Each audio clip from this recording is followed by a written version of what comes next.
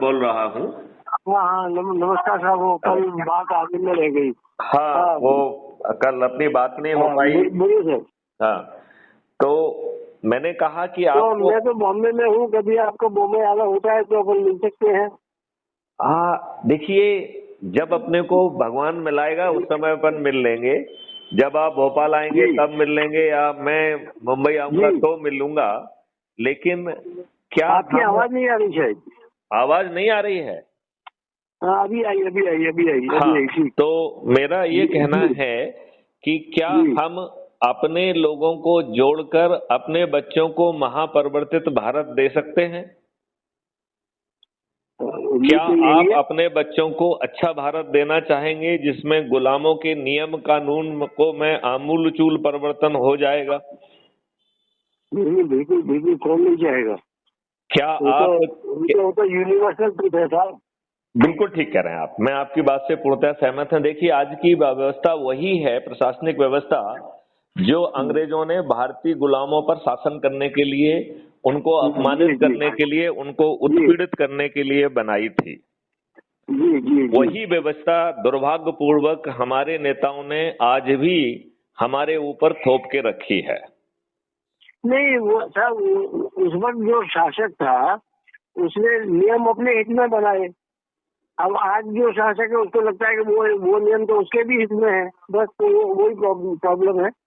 नहीं, मेरा कहना है कि शासकों के हित में तो है, लेकिन ये डेमोक्रेसी है, इसमें तो पब्लिक का हित महत्वपूर्ण होना चाहिए ना। हमारे ऊपर गुलामों के नियम कानून क्यों थोपे होना चाहिए? भाई यही तो मुख्य मुद्दा तो यही है। तो यदि आपको गुलामों के नियम कानून में आमूलचूल परिवर्तन हो जाए, जो प्रशासकीय व्यवस्था आपको अपमानित करने के लिए, उत्पीड़ित करने के लिए, आपका शोषण करने के लिए बनाई थी, यदि वो पारदर्शी हो जाए, अकाउंटेबल हो जाए, संवेदनशील हो जाए, और हम और आप जैसे लोग जो ऊंचे पदों पर बैठे हुए हैं, यदि वो सही समय पर सही निर्णय नहीं लेते हैं तो उन्हें एक मेरा सुझाव ये है जी कि सुप्रीम कोर्ट में एक पिटीशन फाइल की जाए कि अभी हिंदुस्तान को आजाद होके 75 साल हो गए, अभी इलेक्टेड ऑफिस के लिए minimum qualification should be graduate. देखिए, जो आप बात एक मिनट जो बात आप कह रहे हैं, इस बात के लिए 3 PIL सुप्रीम कोर्ट में लगाई गई हैं पिछले 8 सालों में। अच्छा, मैं उसके बारे में आपको थोड़ा सा बताना चाहूंगा। इन तीनों PIL का मजनून लगभग एक जैसा था। उसमें कहा गया कि जब इस देश में चपरासी जैसे छोटे पद के लिए आदमी को साक्षर भी होना चाहिए और सचरित्र भी होना चाहिए, यदि पुलिस जो है उसके विरुद्ध नेगेटिव रिपोर्ट दे देती है तो उसका सिलेक्शन होने के बावजूद भी उसे अपॉइंटमेंट लेटर से वंचित कर दिया जाता है। नहीं, हाँ, मैं वही कह रहा हूँ कि उससे उसे वंचित कर दिया जाता है। तो फिर हमारे देश के राजनेता अनपढ़, गवार, बाहुबली, दुष्चरित्र और अपराधी क्यों? मैं आपको बताऊं, हाँ, सारी मुसीबत की जड़ ये जुडिशियरी की अकलमान्यता ही है। आप धीरे धीरे यदि आप देखेंगे तो हम समग्र समाधान की बात कर रहे हैं, लेकिन चूंकि आपने ये मुद्दा उठा दिया है तो सुप्रीम कोर्ट ने क्या कहा, मैं उससे आपको अवगत कराना चाहूंगा। देखिए, प्रसन्नता का विषय ये है कि तीनों मामलों को सुप्रीम कोर्ट ने ग्राह्य किया, पहली बात तो। दूसरा, तीनों प्रकरणों में सुप्रीम कोर्ट ने सकारात्मक जजमेंट दिया। उसने कहा कि हम पिटीशन कर्ता से पूर्णतया सहमत हैं, लेकिन इसका निदान मेरे हाथ में नहीं है, इसका निदान पार्लियामेंट के हाथ में है। लिहाजा हम पार्लियामेंट से निवेदन करते हैं कि पीपुल्स रिप्रेजेंटेटिव एक्ट 1950 और 51 में केवल एक लाइन का संशोधन कर दिया जाए कि आपराधिक रिकॉर्ड के लोगों को चुनाव में टिकट की पात्रता नहीं होगी। नहीं, प्रॉब्लम यही है। हम चाहते हैं अपराधी ये कहें कि अपराधियों को सजा मिलनी चाहिए, आपको क्राइम फ्री भारत कह रहा है कि 5 सर्टेनिटी। सुप्रीम कोर्ट कहता है कि नहीं, सुप्रीम कोर्ट कहता है कि देशद्रोह का कानूनी सस्पेंड, ये जुडिशियल अच्छा चलिए, क्रिमिनल मेंटेलिटी है, क्रिमिनल मेंटेलिटी है। उनको पूछो चीफ जस्टिस को, ऐसा दुनिया में कौन सा देश है जहाँ देशद्रोह का कानून सस्पेंडेड है? आप बिल्कुल ठीक कह रहे हैं। देश में नहीं साहब, वो सस्पेंड किस लिए है कि सोनिया गांधी, राहुल गांधी, इनको मालूम था कि पता नहीं मोदी इनको कब देशों में अंदर कर दे। चाइना के एजेंट है, पाकिस्तान के एजेंट है, चीफ जस्टिस को खरीद लिया, जुडिशरी का लॉ सस्पेंड करा दिया। आप बिल्कुल, जहाँ पे जुडिशरी इतनी करप्ट हो वहाँ पे आप यदि हम ये कहें कि जुडिशरी जैसी है, कुछ समय के लिए वैसा ही बना रहने देते हैं। हम और आप कैसे हैं वैसे ही बने रहते हैं। हम और आप अपनी अपनी सीमाओं में जो कुछ भी कर पा रहे हैं वो यथावत करते रहेंगे। और यदि आप मात्र मेरी अभी तो ये बताइए आगे क्या करना है? बहुत सुंदर बात पूछिए। कानून बनाया है, एक मिनट, बहुत आसान काम है। यदि उस आसान काम को आप करेंगे तो माननीय नरेंद्र मोदी जी के हाथ मजबूत हो जाएंगे। उन्हें बिना ईवीएम मशीन का सहारा लिए 303 सीटों की बजाय पूरी 543 सीटें पार्लियामेंट में मिल जाएंगी। ये संभव हो जाएगा। और 21 टास्क फोर्स बनाकर क्राइम फ्री भारत के जो आप जितनी भी बातें कह रहे हैं उन सब बातों को उसमें समाहित किया गया है। उनके मॉडल बने हैं, उनके कानून के ड्राफ्ट भी बने हुए हैं। उसे पब्लिक से चर्चा करके, और अगर ऐसा है तो मैं उसको डिक्टो करने को तैयार हूँ। मैं आपको करना क्या है वो मैं बताना का निवेदन करता हूँ। आपको बहुत साधारण सा काम करना है। हमें अपने ही परिवार के लोगों को, नहीं आपकी आवाज कट रही है बार बार। एक मिनट, मैं फिर से बोलता हूँ।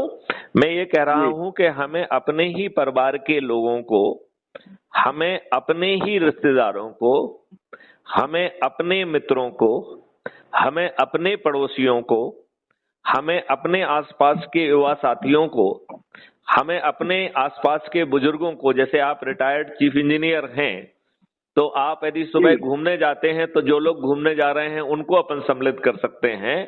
ऐसे ही जिन संगठनों के साथ हम काम कर रहे हैं उनके लोगों को सिर्फ जो है क्राइम फ्री भारत के जो अभी हम जैसे बात कर रहे हैं ये वीडियो भी अपलोड होगा। तो हमें जो है जो वीडियो अच्छा लग रहा है वो साथ में बैठ के देखना है। और यदि उनका कोई प्रश्न वो पूछना चाहते हैं, कोई शंका है तो उनको एक मिनट मेरी थोड़ा सुन लीजिए, फिर आपकी बात हम आगे बढ़ाते हैं। अभी आपने पूछा करना क्या है, तो आसान उपाय बता रहा हूं मैं। उनका जो है आप वीडियो रिकॉर्ड करके टेलीग्राम ऐप पर मुझे इसी नंबर पर भेज देंगे तो मैं उनके सभी प्रश्नों का न केवल जवाब दूंगा बल्कि ये सभी वीडियो जो है ये crime free Bharat YouTube channel पर अपलोड भी कर दिए जाएंगे। हमें केवल 10 लोगों को प्रतिदिन के हिसाब से 9 दिन का संकल्प लेना है। 9 दिन में चमत्कार हो जाएगा। 9 दिन एक छोटा समय होता है। 9 दिन में यह हमारी संख्या बढ़ के 100 करोड़ हो जाएगी।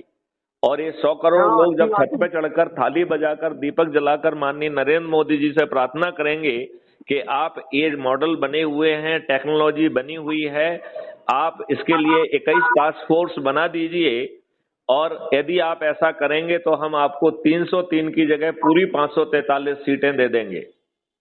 और यदि आप ऐसा नहीं करेंगे तो जो लोग सबसे अधिक लोगों को जोड़ेंगे ऐसे 543 लोगों को। देखिए साहब, जब तक चंद्रचूड़ साहब चीफ जस्टिस है, आप छोड़ दीजिए, चंद्रचूड़ साहब जो है ना कुछ नहीं कर पाएंगे।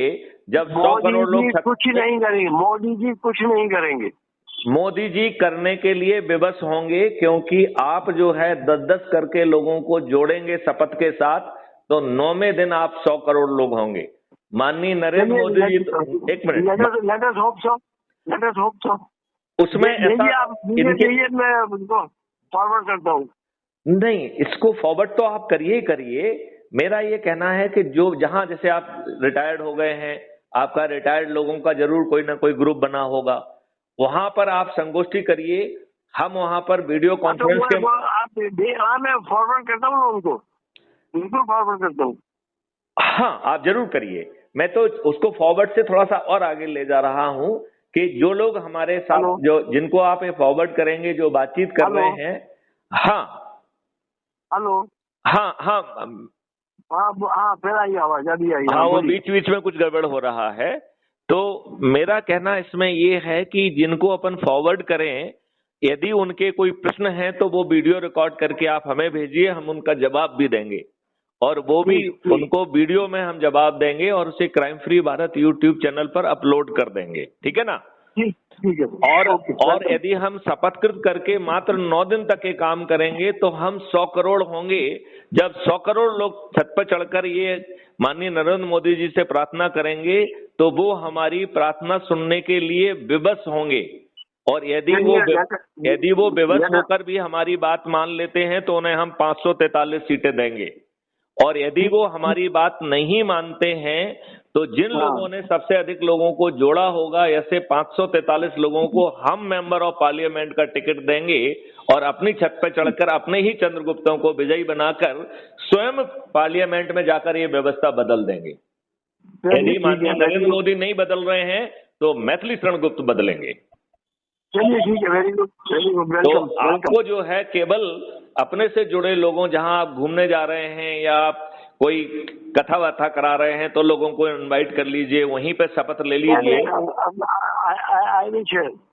राइट, और उनसे शपथ कराइए। यदि उनके कोई प्रश्न है तो उसको रिकॉर्ड करके उनका वीडियो बना के हमें भेजेंगे, तो उनके वीडियो को भी हम अपने क्राइम फ्री भारत का जो यूट्यूब चैनल है उस पर हम उसे अपलोड भी करेंगे और उनको जवाब भी देंगे।